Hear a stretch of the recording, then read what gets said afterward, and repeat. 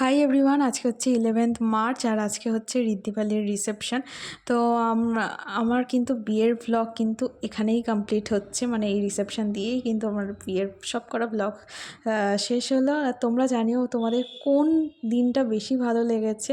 তো এখানে তো আমাদের 7টার সময় বাস ছাড়ার কথা ছিল, তো একটু লেটই হয়েছে।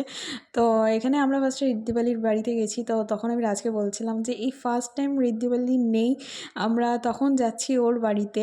তো এটা একটা অন্যরকম, প্রত্যেকবার যাই ও থাকে। তো যাই হোক, তো এখানে আমরা সবাই বাসে উঠে গেছি, আমরা সব বন্ধুরা মিলে। আর এই যে আমরা ভেন্যুতেও চলে এসেছি। আর তোমরা কমেন্টস করে জানিও তো ওকে কোন দিন বেশি ভালো লাগছিলো। আজকে তো ওকে পুরো লক্ষ্মী ঠাকুরের মতো লাগছিলো।